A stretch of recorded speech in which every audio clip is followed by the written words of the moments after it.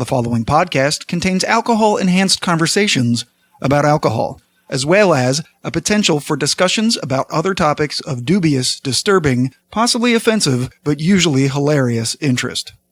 The opinions stated herein are solely of the person stating them, and any endorsement of these opinions by any other party is not implied.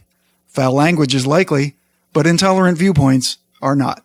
Listener intoxication is advised.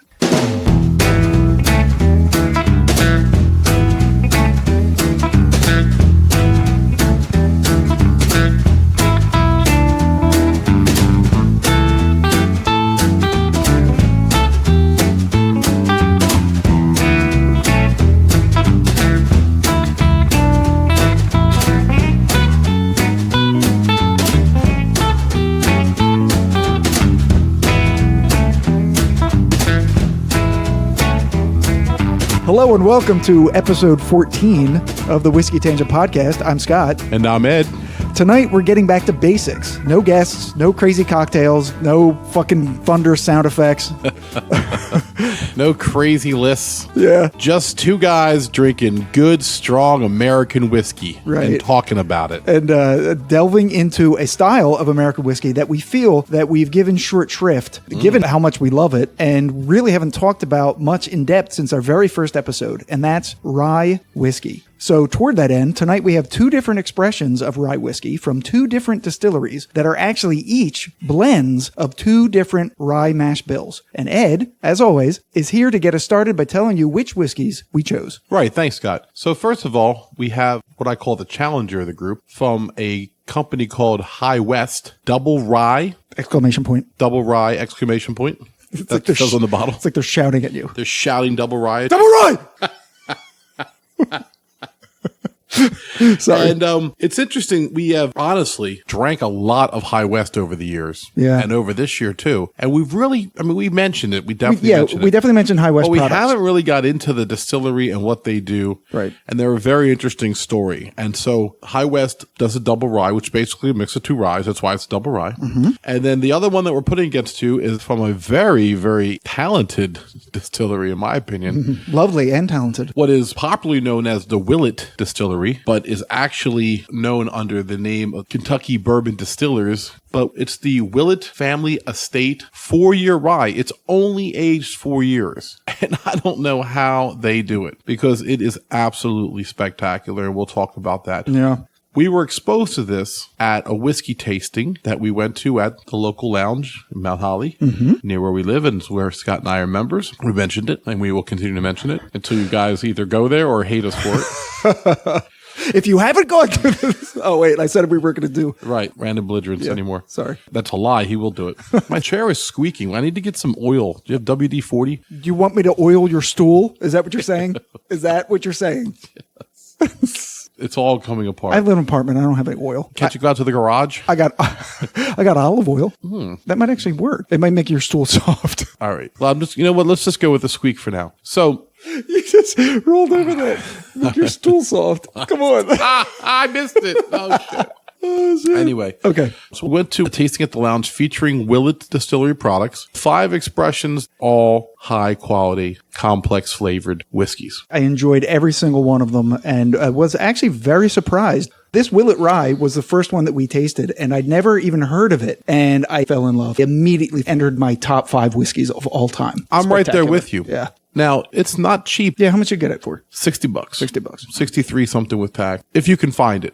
I went to Joe Canal's down in Rio Grande. Give them a shout out because they keep a nice whiskey selection and they're pretty reasonable for being near the shore. And I go in there and I see a spot for Bulleit Rye on the shelf, but there's nothing there. So I get this guy and I'm like, hey, I want the Bulleit Rye. And he goes, you want the Bulleit Rye? I go, yeah, I want to buy the Bulleit Rye. The Willet Family Estate Rye. Yeah, that's what I want, man. He goes, all right, it might be in the back. We don't keep it out here. But they have a space for it on the shelf that they're not using for something else. That's very strange. So the guy comes out. He's got the bottle in his hand. I'm excited. There it is. This bottle right here. Yep. Okay. He reaches it out to me. I go to grab it, and he snaps it back like, you're going to buy it, right? You want it. What? Like I was standing in his driveway at a yard sale or something. Like he was afraid I was going to snatch it and run out of the store. That's the most ridiculous thing I've ever Literally heard. pulled it back from me, like bent his elbow back towards his ear, like, no, you're going to buy it, right? And I'm, yeah, I asked you to go get it. The guy was twice as fast as me. Let me put it that way. He was twice as fast as I am. He could have caught me and tackled me 4 to 5 times before I got out. Like, I don't know if he thought I was just going to slam it to the ground and shatter it like I was some type of like domestic terrorist when it comes to whiskey. I mean, for a $60 bottle, there's probably much more expensive whiskeys that they have. It wasn't like he was giving me like the boss hog up there, like, here you go, $500. It was like a $60 bottle. There was $60 on the shelf behind it, Scott. You're exactly right. You could have grabbed 4 of anything and just right. Yeah. It was very strange. It was kind of funny, but it really, to me, kind of highlighted how rare Willet products are in the Northeast. Yeah. So let's taste it first, and I'll talk more about the company. All right. We have our neat glasses out. Start on the nose. Go ahead. Yeah. It's 109.8 proof. Is that what it is? Yeah. I'm not getting a whole lot off the nose. Cinnamon? Yeah. Even in the neat glass, I'm getting a lot of alcohol, which is very strange. I'm getting What are you getting? Spicy in my nose, like almost like a little peppery. They always say baking spices, and I don't know what that really means. Yeah, like cinnamon and nutmeggy clove, nutmeg, all those, yeah. I'm smelling alcohol, but the alcohol is not burning my nose. The flavor is. But I will say this. The smell kind of reminds you that this is a 4-year-old product. All right? It's still pretty young, yeah. Right. But somehow it doesn't translate when we sip it. Let me sip it right now.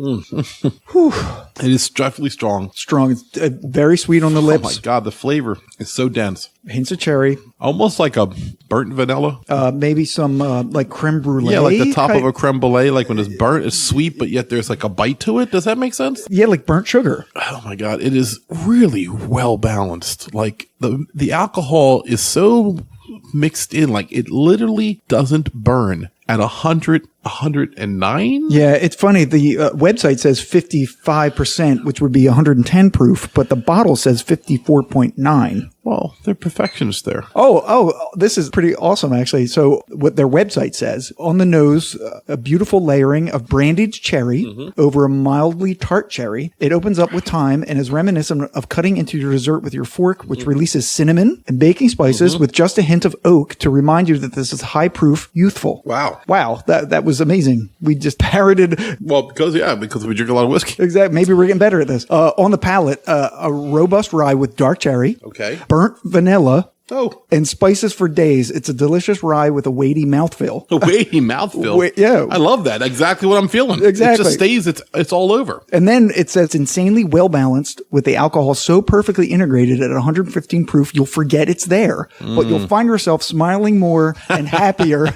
with each dram. Well, I certainly do. I am telling you right now, Willet, you've made a product here that I wish your distillery was twice the size that it is. If you're so rare and you can make it in 4 years. And listen to the finish. Long, and the spices dominate, while the cherry does punch its way through to the surface. Just way through the surface. I mean, it does. I mean, it legitimately does. It is one of the longest finishing whiskeys that I've ever had. $60 a bottle, but you don't need as much of this as the average whiskey. Right. You pour yourself 2 ounces of this, get yourself a cigar, go sit outside, look at a mountain or look at the water, and it can last you an hour. I mean, I'm starting to get a little burn in my throat because I'm drinking quite a bit of it kind of quickly right now. I keep tasting it, but let's pour it on the rocks. It's not the way. Yeah, let's go on the rocks with it. It's not the way you need to drink it. While we let it sit, let's talk about the other whiskeys and maybe the food pairings that we did at the tasting. Yeah. So the first round was the Willet Rye that we're enjoying right now. Right. I remember looking at each other going, "Oh my God!" It's like, is this how the night's going to be? Like, and then Scott correctly said, "I think they gave us the best one first." Yeah. So they had food there as well, and they paired it with Cajun cheese balls on toasted crostini with sriracha mayo dipping sauce. Yeah, it was good to get something in our stomach with 110 proof spirit. Yeah, and disregarding the dessert, which we'll talk about later, I think this was also the best food. It was delicious, and it was a great choice to start with because they were pretty dense, and you got some cheese and bread in you, and it was nice to have that as our base. Yeah, so the second one was the Kentucky XO bourbon. Right. That was paired with the sautéed Cajun shrimp with polenta cakes.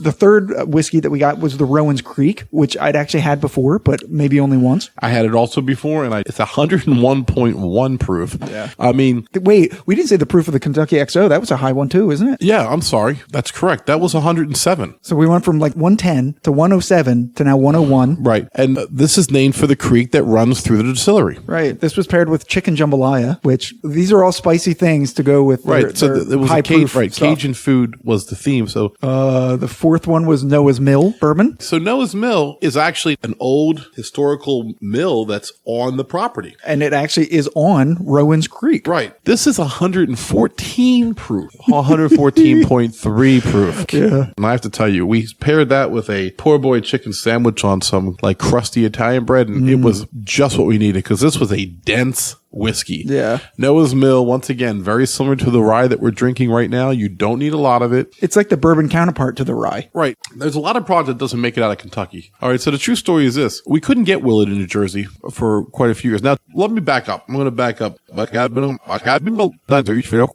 So Willet actually got out of the whiskey business. During the 1970s energy crisis, the company switched from producing whiskey to producing ethanol for gasohol fuel. That strategy soon failed, though, when gas prices came back down. Oh, and wow. those facilities were completely shut down in the 80s. Colesveen purchased the company and the property on July 1st, 1984, and renamed the company Kentucky Bourbon Distillers. And for some time, KDB continued to produce bourbon from the aging barrels that the Willet Distillery Company had produced before they stopped distilling. So they still had these old barrels rather laying around. So from 84 on, it's still a family-run business. Now, a different family than the one that originally started, but it's still family-run. And I think that's what makes it really interesting. The Willet family traces their roots back to 1674 London, when Edward Willet was an apprentice to learn the pewter trade. He had his own master mark, so he was a master pewterer. So the Willets first called Prince George County, Maryland as their home near Washington, D.C. And then they eventually moved to Kentucky when it became a state around 1790s. And jump ahead almost 100 years later, in 1883, Aloysius Lambert Willet, who went by Lambert, was born in Bardstown, Kentucky, where the distillery still is. Mm-hmm. And he went into the Kentucky bourbon business at the age of 15, served in a lot of distilleries across the state, didn't start his own, but was working. And eventually, in 1909, Aloysius Lambert Thompson Willet, who went by Thompson, was born in Bardstown, Kentucky, and he became the founder and president of Willet Distillery in Bardstown. So since that time, around, let's say, 1930, the Willet family broke ground on the distillery, and 3 short years after the repeal of Prohibition, they were in business. Jumping ahead, 1940, Willet introduced the Old Bardstown Kentucky Straight Bourbon Whiskey, which was their flagship for a very long time. They eventually, their 100,000 barrel was sealed in 1960. So in 20 years, they made a lot of Old Bardstown. So I guess you could say they're what you really think about when you think of a Kentucky bourbon whiskey distillery. You know, they produce what they produce. They don't want to expand. They don't need to. We make enough whiskey. We make enough money. Now, 2008 is when Willet Family Estate Bourbon and Ryes were introduced. So there's a Willet Family Estate bottled bourbon, Scott, that we have never tried. Really? And that came out in 2008 with the rye and the Willet Pot Still Reserve. So they really reinvented and redefined themselves a little over 10 years ago. And I'm going to tell you right now, they did an amazing job. And that when you mentioned the Willet Pot Still was the 5th one in the tasting. Right. And that was paired with probably the best dessert that I've had in decades. It was a brioche bread pudding with whiskey-soaked raisins and a caramel whiskey sauce. Actually, Scott and I argued whether there was whiskey in the caramel sauce. He says there was, so I'm going with it. Ariel said there was whiskey in it. All right. If she did, we will find out which one of us is right. We will find out. We will talk to her. She's the pastry chef at the local. And will be a guest on a future podcast. If we can talk her into it. Oh, she doesn't want to do it? No, she hasn't said no or yes. I can't comment that she's doing it until she says she's doing it. No, she's doing it. I can't help myself. I'm sorry. She's a delightful person, Scott. And now she's not going to come because you're being so brusque. Ariel, if you're listening, I promise not to be belligerent when you're here. She's always listening eventually. She's one of our biggest fans. She is. She hearts everything we do. And we heart her back. So that was the tasting. Right. Before we get on to the High West, let's take one more taste of the... Yeah. Now that it's been on the ice and it's melted a bit. Ooh, I get like a lot of caramel sweetness vanilla, and toffee. Coffee. Oh my God, yeah. It's probably proofed it down to around the 90 mark now. And It's like Ariel's caramel whiskey sauce now. So delicious. Nothing's that good, but it's damn close. I mean, this is one that I enjoy drinking it neat, but it's right at the cusp of being too high of a proof to do so. So putting some water in and ice in it, as we said many times, it brings out some many flavors. It does mellow out the alcohol flavor, and it's spectacular either way. If you enjoy high proof spirits, then this is one you want to drop the eyedropper of like 6 or 8 drops of water in just to open up the flavor. If 110's a little too hot for you, throw it on a globe. You don't want to water it down too quickly, but I like my whiskey chilled, so I actually started mine on a globe today. Yeah, my mini globe melted. It's fucking fantastic. All right, so that's our Willet tasting that we had and our delicious Bulleit Rye that we're enjoying. So let's shift gears, Scott, and let's talk about ryes as a whole real quick. And I feel like, why so late to the party? Yeah, we talked a little bit about this in episode 8, which focused on the founding fathers' relationship with whiskey and more broadly, how whiskey got to America in the first place. And it was the Scotch-Irish immigrants who settled here in the 1700s began distilling whiskey to continue their tradition, but with one crucial difference. They had to use rye instead of the barley that they normally would have used because it didn't fare well in the warmer North American climate. Right. What we didn't mention in that episode was that there were 2 states where the Scots-Irish settled the most and where they did the most distilling, and that was Pennsylvania and Maryland. So in Pennsylvania, the style was known as Monongahela rye, which is named after the river in whose valley it was first made, and whose aging was somewhat of an accident because the necessary storing and travel time meant that the whiskey might be 2 years or older by the time it finally reached its destination. Nice. Maryland's style of rye actually mixed more corn into the mash and made it sweeter and easier to drink. So I wonder when Sagamore finally brings their own product to market, if it's going to mimic that or not. Right. So during the Revolution, Caribbean rum, which had been widely available before, suddenly wasn't because of England's naval blockade, leaving a vacuum in the spirit world that was filled not only by the corn-heavy bourbon from Kentucky, but also the rye whiskey being distilled by the Scots-Irish in Pennsylvania and Maryland. In 1810, Kentucky made 2.2 million gallons of bourbon, but Pennsylvania made 6.5 million gallons, which is nearly 3 times as much. Because rye whiskey was less palatable than, say, bourbon, Scotch, and Irish whiskeys, people began to make cocktails with it. So, as mentioned in episode 5, these included the Manhattan and the Old Fashioned, and as well as the Sazerac. And they all used rye as their base alcohol and were incredibly popular. So, this emphasis on cocktails and mixed drinks carried straight through to the 1900s and solidified rye as the king of American whiskeys. But then, tragedy struck. In the form of course, the old whiskey bugaboo, Prohibition. How the fuck did they think Prohibition was going to work? Like, I just can't even imagine the whole country getting together and being like, okay, we're going to ban alcohol for the whole country. It would be like the country getting together and electing like a reality star. Well, yeah, never mind. That couldn't happen. That would never happen. That would never happen. So anyway, get back to Prohibition. It really is one of the most fascinating times in history. It's retarded. I went to a exhibition at the National Constitution Center, which is right across the street from where I work. And it really was fascinating how it all came to be. And we're going to do some episodes in the new year about Prohibition because there's whiskeys that go with it and there's a lot of story there. It's a lot of history. Anyway, so the fall of rye whiskey happened because Prohibition decimated the whiskey industry in America. But rye in particular, because the grain and the whiskey derived from it were more expensive and intensive to produce than the whiskey made from corn, because the federal government had just recently subsidized it, causing distillers, once Prohibition ended, to favor making bourbon more than rye. The government subsidized growing corn. Yeah. Oh. And when the rye was made, distillers would cut corners, and it began gaining a bad reputation as something drank by vagrants and later by broke college students. Ooh. Also not helping, the Canadian whiskey being distilled and imported at the time had much lower standards about what could be actually called a rye whiskey. And so it was during and after the World Wars, Americans started drinking less and less whiskey in general. Then a certain British secret agent led them even further toward more vodka and gin until by the 1980s, rye was merely the drink of Don McLean's sad aging alcoholics. Oh my God. Bye, bye, Miss American Pie. Drove the Chevy to the levee, but the levee was dry. There's an edit.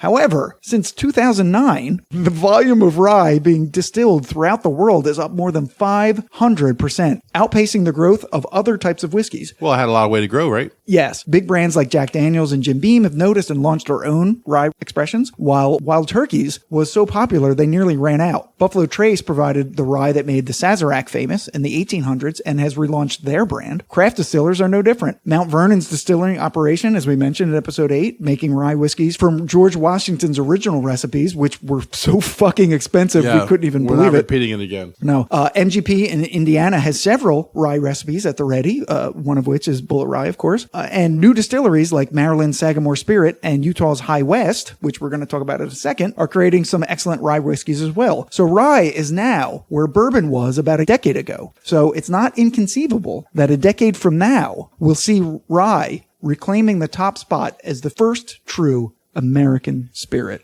Wow. That's going to sound so good when you edit that.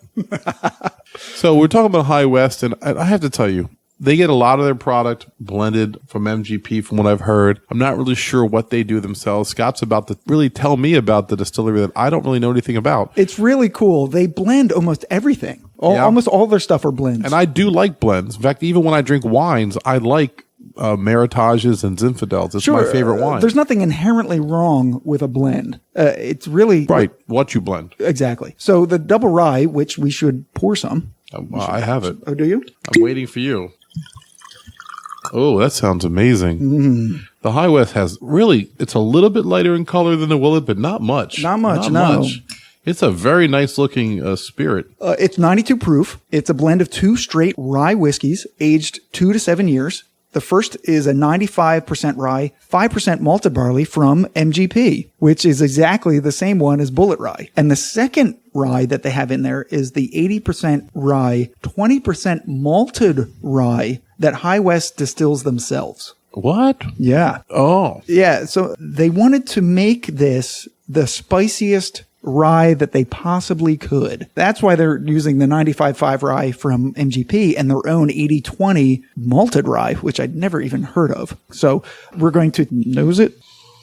Oh, interesting. I smell a little bit of that vinyl smell that I sometimes get with like ryes. Yep. It has a little bit of a similar smell to Redemption Rye. Yeah. I could have Redemption Rye in the glass by what it smells like. Now, not the taste. It almost smells like when you walk into Lowe's. I did not get that at all, but I love the analogy. That's what it smells like. It smells like sort of like just a hodgepodge of lumber and chemicals and light bulbs.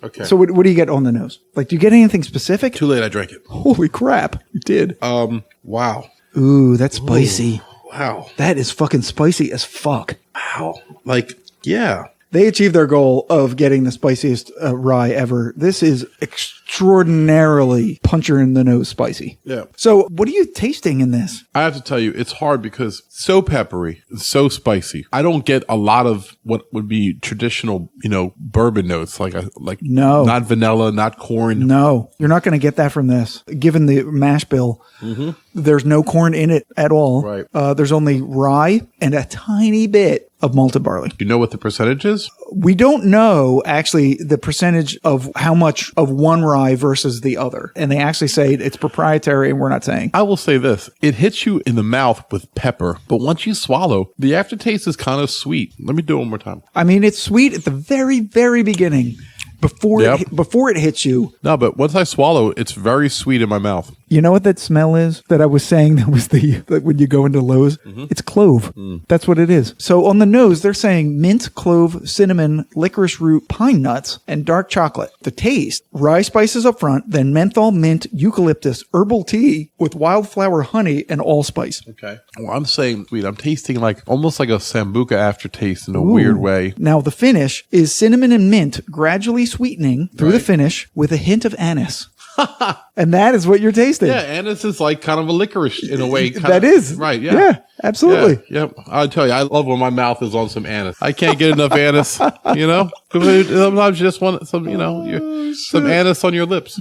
Yeah. Or your lips on some anise. One or the other. Why not? Okay, so some background on the High West Distillery. It was founded in 2006 by a man named David Perkins and his wife Jane. That's like yesterday. What, 2006? Yeah. Oh, yeah, absolutely. Yeah, Yeah, this is not one that's like steeped in tradition from the 1880s. 2006, David Perkins, he was a former biochemist, and he was inspired to open his own distillery after seeing the parallels between the fermentation and distilling process and his own work in biochemistry during a trip he made to the Maker's Mark Distillery in Loretto, Kentucky. Wow. So he went to Kentucky and went, holy shit, this is what I do, but with a different thing. I'm going to go back to Utah and make whiskey. So his family relocated to Park City in Utah to begin their new venture where they began distilling with the motto to make delicious whiskey, to share our love of whiskey with our customers, and to celebrate our home, the West. They chose Park City because of David's love of the Old West and Utah's little-known whiskey history, which I looked up and to me was only really interesting, except for one little anecdote, which I'll mention later, because of the hypocrisy of Mormons who aren't supposed to drink, owning and operating distilleries in the early to mid 1800s. So High West began with a small 250-gallon still and a saloon in an old livery stable and garage in downtown Park City, but has since grown to be an internationally recognized brand with 3 more locations: a distillery in Wanship, Utah, Nelson Cottage Restaurant in Park City, and a saloon in the Salt Lake City Airport.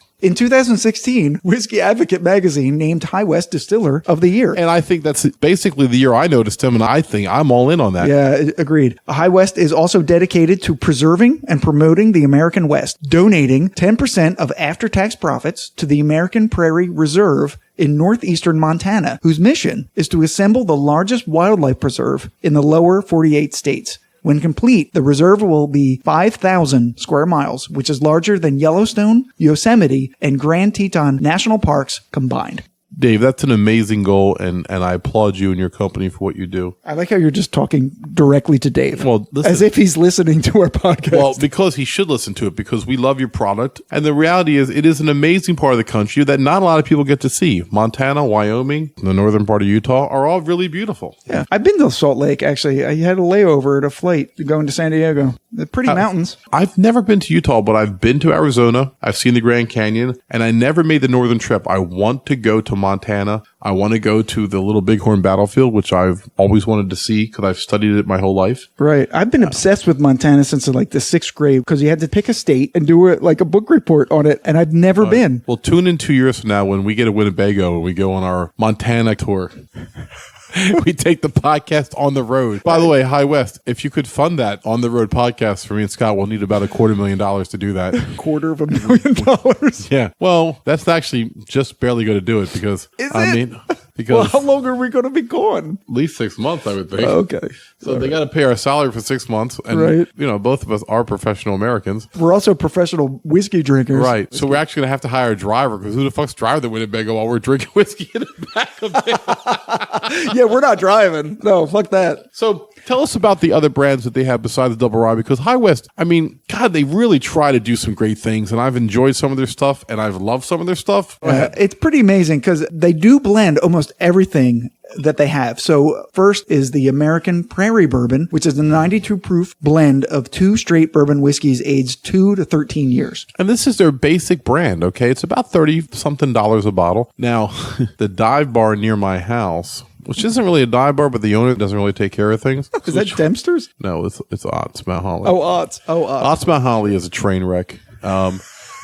Not to be confused with Trainwreck Distillery in Mount Holly. Right. There actually is a Trainwreck Distillery in Mount Holly, which is inventive and fun and great. So it's not a train wreck. No, this is Ott's. It's a kind of like a mini franchise. There's tons of great Ott's out there. Yeah. Delran Ott's and Medford Ott's is fun. They have great bands. And then there's Mount Holly Ott's, which is a great building. It's got an upstairs deck and a drunk loser owner. I used to go there for Taco Tuesday, Scott. It was $1 tacos, and the tacos were delicious, but you couldn't find a fucking beer. He has all these taps, and you ask, oh, can I have this beer? And like, Oh, no, we don't have that beer. It's tapped out. Well, what about that beer? No, we don't have that either. It's like, well, then why the fuck? Like, what are you doing? And you're a bar. But then, Jesus. But then, their American Prairie Bourbon was $5 a glass. Wow. And I was like, $5 what? $5 a glass. It was delicious. $5 on the rocks. And they poured it like I was their dad. Yeah. It seems like Otzman Holly, the Courtney Love of A boss. Hi, what's your name? I really like you. You're really fun. Do you want some American Prairie Bourbon for $5? Are you the only person that hasn't seen my vagina? Look.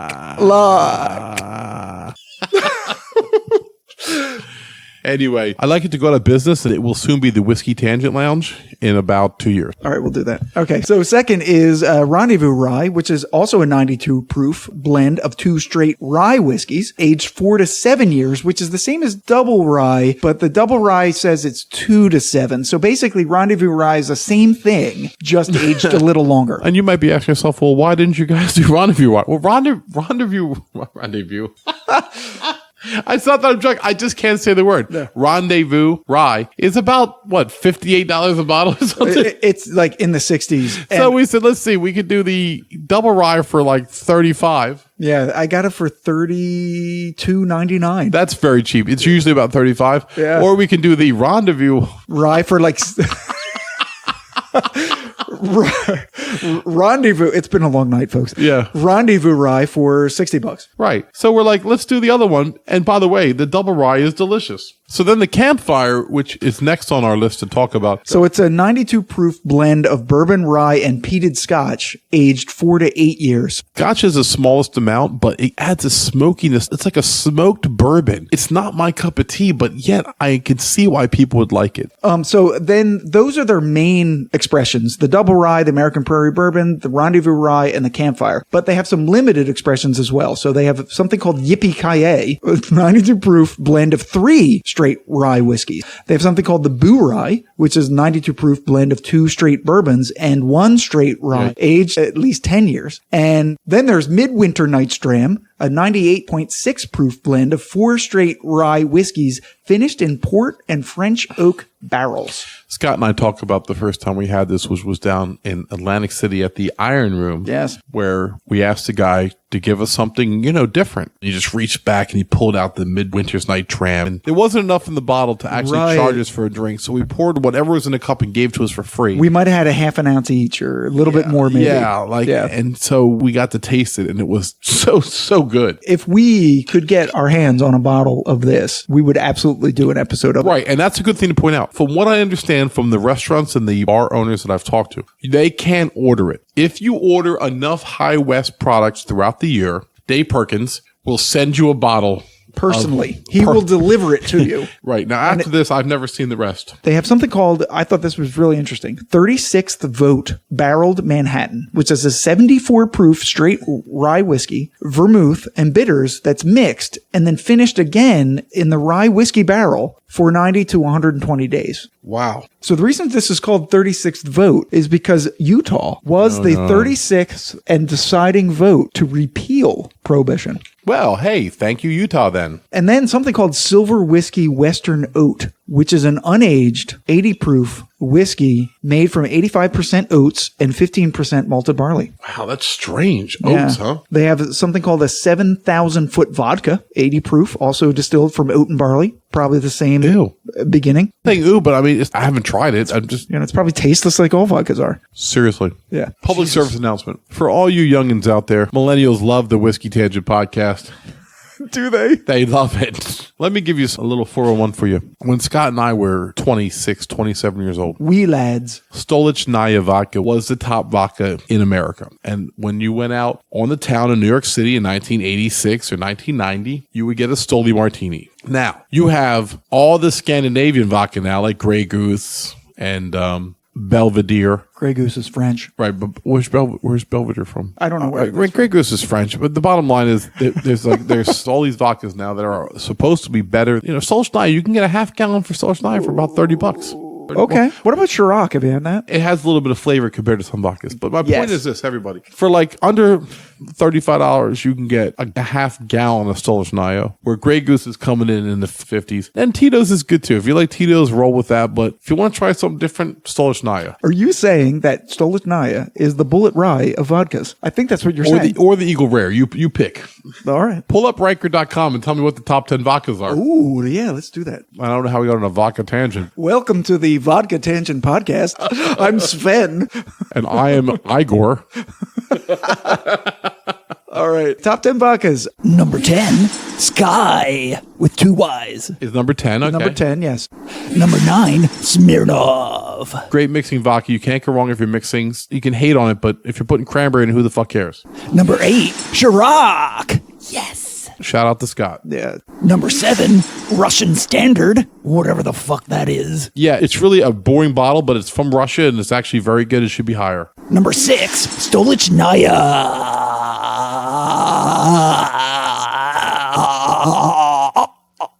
Should be way higher, but it's fine. Number 5, Absolute. It's a good vodka. Number 4, Kettle One. Sucks. Number 3, Grey Goose.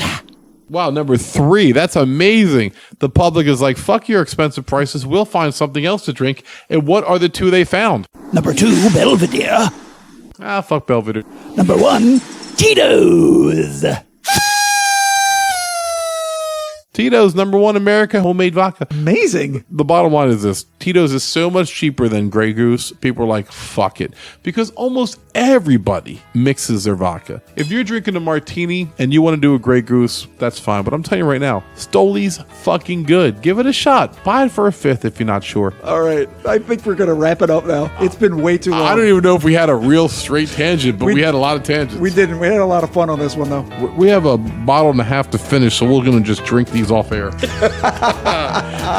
Later.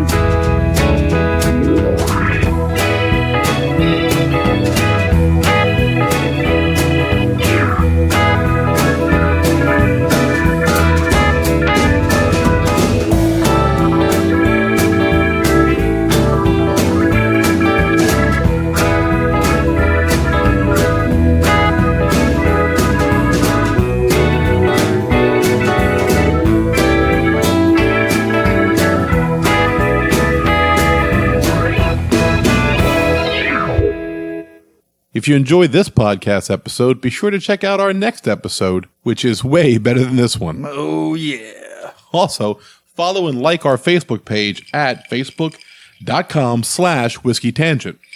And follow us on Twitter at Whiskey Tangent. You can follow me personally at That Whiskey Guy.